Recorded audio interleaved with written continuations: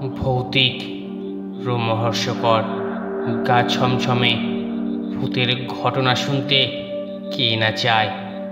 আর সেটা যদি হয় সত্যি ভূতের ঘটনা, তাহলে গায়ের লোমগুলি কাঁটা দিয়ে ওঠে। রাত্রে বাইরে বেরোলে মনে হয় পিছনে কেউ একটা দাঁড়িয়ে আছে।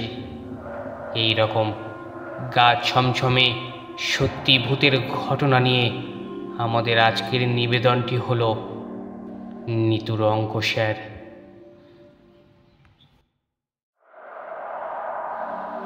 সকাল থেকেই প্রচণ্ড বৃষ্টি পড়ছে। কালো মেঘে সারা আকাশ ছেয়ে গেছে। দিনের বেলায় যেন আঁধারে নেমে এসেছে।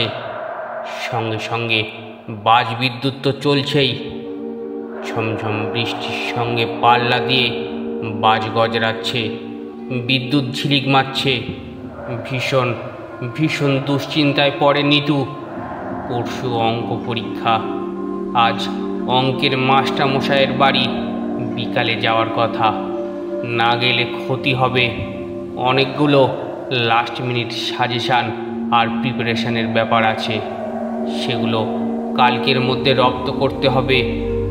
মাস্টারমশাই রাগী মানুষ, তিনি অপেক্ষা করে থাকবেন। কিন্তু নিতু কি করতে পারে? এই আবহাওয়ায় যে বেরোবে সেই মরবে। তাছাড়া মাস্টারমশাইয়ের বাড়িও বেশ দূরে।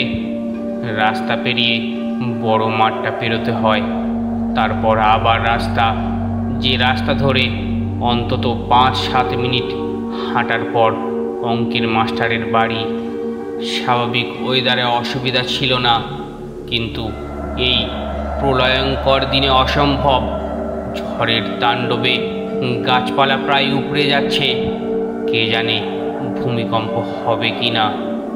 দুপুর পর্যন্ত নিতু আশা করেছিল আবহাওয়ার উন্নতি হবে। অন্তত যদি ঝড়ের তাণ্ডব কমে, তাহলে রেনকোট টুপি পরে ছাতা মাথায় সে চেষ্টা করবে বেরোনো যায় কি না। যদিও এখনো পর্যন্ত তেমন আশা প্রকৃতপক্ষে দুরাশা, তবু অপেক্ষায় থাকে নিতু। পরীক্ষার বিষয় হিসাবে অঙ্ক তার জম, তাই এই খিটখিটে মাস্টারমশাই একমাত্র ভরসা। কিন্তু আজ তার কোচিং না পেলে পরশুদিন পরীক্ষা হলটা ভীষণ ভয়ঙ্কর হয়ে উঠবে। সারা দুপুর অঙ্কের বই আর খাতা নিয়ে ছটপট করল নিতু। যেটুকু শোনা হয়েছিল তাও যেন এই দুশ্চিন্তার প্রকোপে হারিয়ে যাচ্ছে। সব কিছু তালগোল পাকিয়ে যাচ্ছে। সারা মাথাটা ফাঁকা, শূন্য, তাতে অঙ্ক জ্ঞানের ছিটে ফোঁটাও নেই। বিপদে একলা আসে না, তাই এই ঝড় বাদলের দুপুরে জ্যামিতি বক্সের কম্পাসের খোঁচা লাগলো। বাথরুমে যেতে গিয়ে হোঁচট খেলো। বাজে আওয়াজে কান ঝালাপালা। খুদে খুদে অ্যালজেব্রার a+b² ইত্যাদি যেন দুর্ভেদ্য চীনা ভাষার মতো তার চোখে লাগছে। মা এসে সান্ত্বনা দেবার চেষ্টা করল। পাগলামি করিস না, এমন অবস্থায় ঘরের বাইরে পা দিলে নির্ঘাত মরবি। দুটো বিরাট আম গাছের ডাল মরমর করে ভেঙে পড়েছে। যদি তোর ঘাড়ে পড়তো, অঙ্ক আগে না প্রাণটা আগে? রেগে গেল নিতু, বলল অঙ্ক আগে। মাও এবার ক্ষুব্ধ, বলল তবে যা, বেরিয়ে পড়, যা ইচ্ছে তাই কর।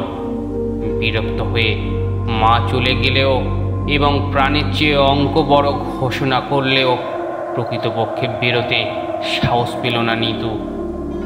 বিকালের দিকে আবহাওয়া বরং আরও খারাপ হলো। মনে হচ্ছে পৃথিবীটা আজই ধ্বংস হয়ে যাবে। জিদ করে বেরোনোর জন্য জামা কাপড় পরে তৈরি হয়েছিল নিতু। কিট ব্যাগে অঙ্কের মোটা মোটা বইপত্র নিয়ে রেনকোট গায়ে দিয়ে প্যান্টের নিচের অংশ গামবুটের মধ্যে ভরে তৈরি হয়ে বসেছিল। হে ভগবান, একটু সাহায্য করো। কিন্তু এটা একটু সাহায্য নয়, বিশাল সাহায্য। এই মুহূর্তে ভগবান বিরূপ। মা সুযোগ পেয়ে খোঁচা দিল, কিরে বেরোচ্ছিস না কেন? প্রাণের চেয়ে অঙ্ক যখন বড়, যা ভাগ্যে আছে হবে। এই রকম মনোভাব নিয়ে মায়ের খোঁটার উত্তরে যখন দরজা খুলল নিতু, তখনই কড়কড় কড়কড় করে এক বিশাল বাজ পড়ল ধারে কাছে কোথাও।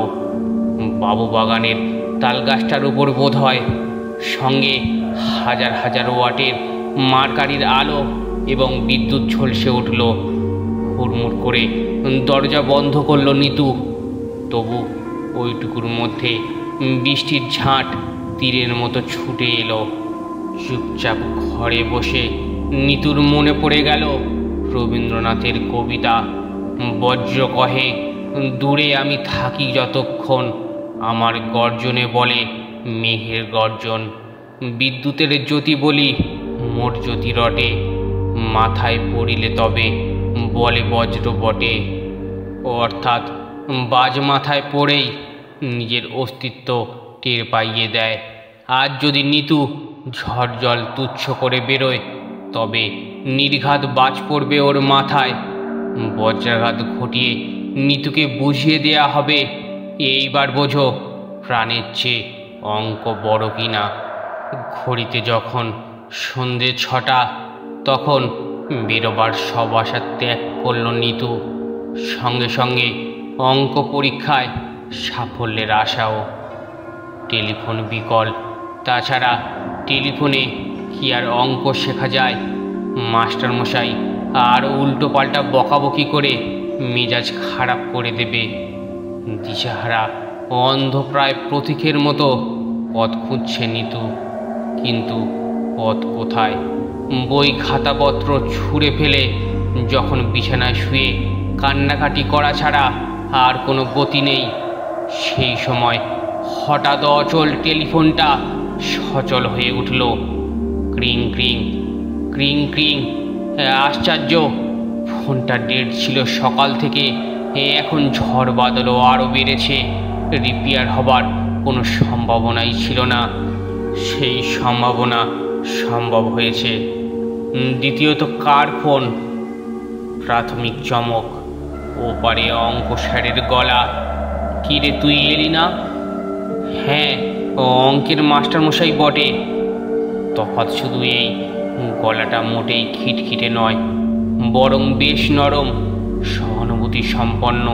ছাত্রীর জন্য চিন্তা। নিতু একটু অবাক হয় বই কি, হঠাৎ স্যারের এতখানি দরদ, বিশেষ করে এই সময়ে। তাছাড়া প্রশ্নটাও অদ্ভুত। 1 কিলোমিটার দূরে কি জলঝড়ও হচ্ছে না, যেখানে প্রকৃতপক্ষে সারা পৃথিবী কাঁপছে? নিতু বলে, কি করে যাব স্যার, এই ওয়েদারে কি বেরোনো যায়? তবু আমি তৈরি হয়ে বসে আছি। মাস্টারমশাই টেলিফোনের ওপার থেকে বলেন, কি যা তা বলছিস? এখানে আমার বাড়ির চারিদিক তো শুকনো খটখটে। সে কি, ওখানে ঝড় বৃষ্টি হচ্ছে না? আদৌ না? তুই আমাকে সেই 5:30 থেকে বসিয়ে রেখেছিস, আমার কত কাজ, তবু তোর পরীক্ষা বলে সব কিছু ফেলে আমি বসে আছি। শুধু আশ্চর্য নয়, একেবারে স্তম্ভিত হয়ে যায় নিতু। 1 কিলোমিটার দূরে ঝড় বৃষ্টি নেই। মাস্টারমশাই অপেক্ষা করে বসে আছেন নিতুর জন্য, সব কাজ ফেলে। অথচ এখানে বন্ধ দরজা জানালা, ঘরের মধ্যে বসেই বাইরের তাণ্ডব স্পষ্ট শুনতে পাচ্ছে নিতু। বাজ, বিদ্যুৎ, গাছপালা উপড়ে পড়ছে, পথে জল থই থই। একটা কুকুর বেড়াল পর্যন্ত পথে বেরোতে সাহস পাচ্ছে না। ঘরে টিভি চলছে না, আলো মিটমিট করছে।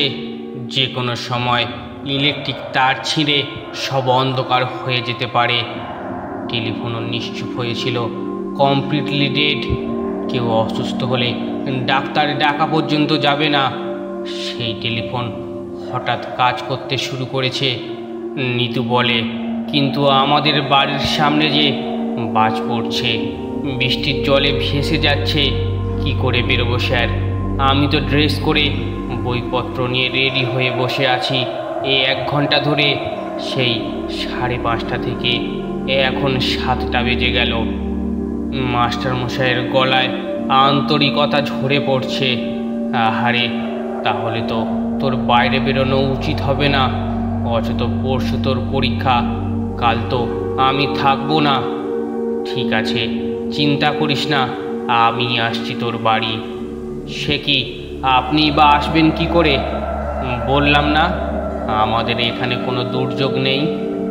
কিন্তু আমার বাড়ির কাছে তো প্রলয়কাণ্ড চলছে, আপনি আমার বাড়ি ঢুকবেন কি করে? ওপারে মাস্টারমশাই যেন খিলখিল করে হেসে উঠলেন। এ পর্যন্ত জীবনে কখনো মাস্টারমশাইকে হাসতে দেখেননি বা শোনেননি নিতু। মাস্টারমশাই বললেন, ওরে বোকামে, ওসব প্রলয় টলয় আমার কিচ্ছু করতে পারবে না। 5 মিনিটের মধ্যে আমি আসছি, তুই অ্যালজেব্রার বই তৈরি রাখ। তাজ্জব বনে যায় নিতু। মাস্টারমশাই বলে কি, প্রলয় টলয় জল ভাত 5 মিনিটের মধ্যে আসছে, যেটা হাঁটা পথে কমপক্ষে আধা ঘন্টার রাস্তা। অঙ্ক স্যার কি হাওয়ায় উড়ে আসবে? কিন্তু এই অবস্থায় হাওয়ায় উড়ে আসাও অসম্ভব। বাজ পাখিও উঠতে পারবে না বাজের আওয়াজে। কিন্তু হেঁটেই হোক বা উড়েই হোক, অঙ্ক স্যার আসছেন। হঠাৎ তিনি নিতুর অঙ্ক পরীক্ষার ফলাফলের জন্য খুবই উৎকণ্ঠিত হয়ে পড়েছেন। নিতুকে তৈরি থাকতে বলে ফোন রেখে দিয়েছেন তিনি। কিছুক্ষণ হতবাক হয়ে বসে থাকে নিতু।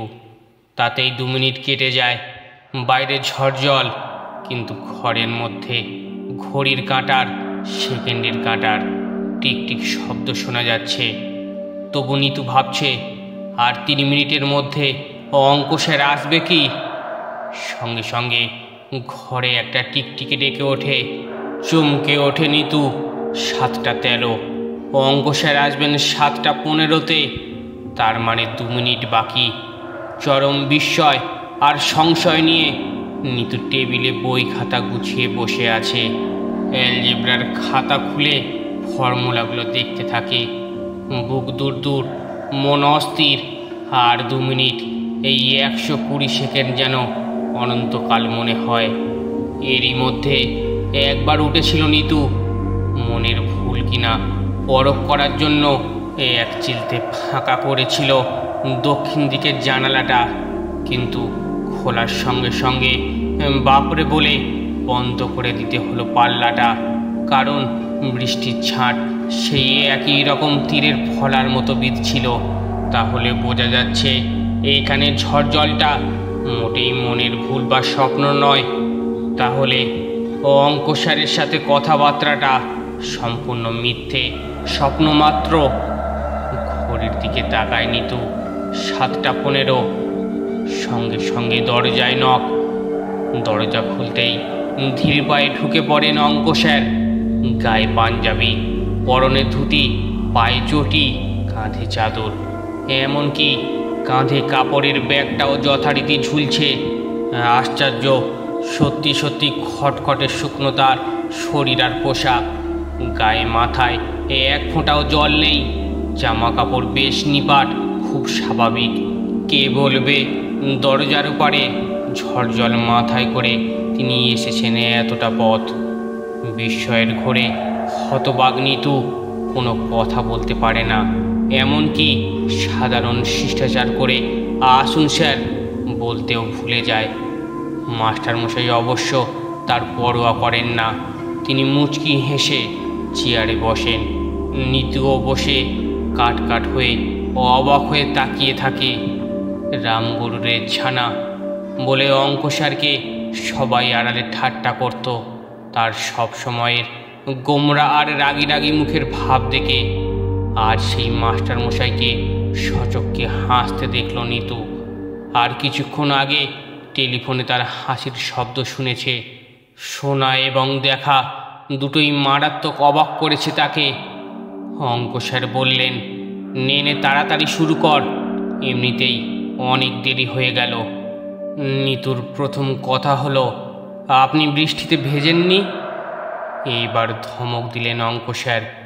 কি তখন থেকে পাগলের মতো বৃষ্টি ঝড়ের কথা বলছিস? তুই কি পাগল হয়ে গেলি? সত্যি বোধহয় পাগল হয়ে গেছে নিতু, নইলে চোখের সামনে শুকনো শরীরে শুকনো পোশাকে স্যারকে দেখেও সে যে বিশ্বাস করতে পারছে না। ও অচত এখনো কানে বাইরে ঝমঝম বৃষ্টির শব্দ যথারীতি ভেসে আসছে। 1 মিনিট স্যার বলে উঠে গিয়ে আবার জানলাটা খোলে নিতু। এ কি? কোথায় বৃষ্টির ছাঁট, কোথায় সেই তীরের ফলার মতো জল আর শাঁসা ঝোড়ো হাওয়া? জানালার ওপাশে ঝড় বৃষ্টির নাম গন্ধ নেই। সাধারণ শীতের সন্ধ্যায় কুয়াশা থমথম করছে, গাছপালা শান্ত নিঝুম। কুয়াশার মধ্যে একটা দুটো জোনাকিও উঠছে, চারিদিকে কোনো আওয়াজ নেই। তাজ্জব ব্যাপার বটে। জানালা খুলে আবহাওয়ার হেন বিস্ময়কর পরিবর্তনে অবাক মানে নিতু। তার চোখ কান মন সব কিছু কি অকেজো হয়ে গেল? তাহলে পরশুর অঙ্ক পরীক্ষা কেমন হবে বোঝা যাচ্ছে। অঙ্কের বদলে বোধহয় ইতিহাস পরীক্ষা দিয়ে আসবে নিতু। মাথাটা খারাপ হয়ে যাচ্ছে। মাস্টারমশাইয়ের ডাকে চমক ভাঙে। কিরে, জানালার ওপারে কি দেখছিস? বাইরে অল্প অল্প শীত পড়ছে, কুয়াশা হয়েছে। আয় আয়, চেয়ারে বস, পড়া শুরু কর, এমনিতেই দেরি হয়ে গেছে। হতবুদ্ধি নিতু শান্ত মনে ফিরে এসে চেয়ারে বসে। অ্যালজেব্রার বই খোলে, কঠিন দুটো ফর্মুলা বুঝতে চায়। মাস্টারমশাইও প্রস্তুত। একটা অঙ্ক অর্ধেক কষে খাতাটা মাস্টারমশাইয়ের দিকে এগিয়ে দেয় নিতু। স্যার, এরপর আর পারছি না, কি হবে দেখুন তো। আগে এমন ক্ষেত্রে মাস্টারমশাই খ্যাঁক খ্যাঁক করে উঠতেন, যেন রেগে মেগে কামড়ে দেবে। তুলনা করা বাপ মাস্টারমশাইয়ের সেই রকম আচরণ খ্যাঁক শিয়ালের কথা মনে করিয়ে দিত নিতুকে। কিন্তু আজ সম্পূর্ণ অন্যরূপ। মুচকি হেসে মাস্টারমশাই বললেন, দাঁড়া, এই দেখ, কঠিন কিছু নয়, x⁻³ বলতে বলতে পুরো অ্যালজেব্রাটা কষে দিলেন তিনি। সত্যি খুব সোজা। নিতু নিজের সম্বন্ধেও অবাক হলো। অঙ্কে কাঁচা হলেও নিতুর কখনো এমন অবস্থা হয়নি যে এটা পারত না। আশ্চর্য, একটু বকাবকিও করছেন না তিনি। জিজ্ঞেস করলেন, আর কোনটা? কোথায় অসুবিধা হচ্ছে বল।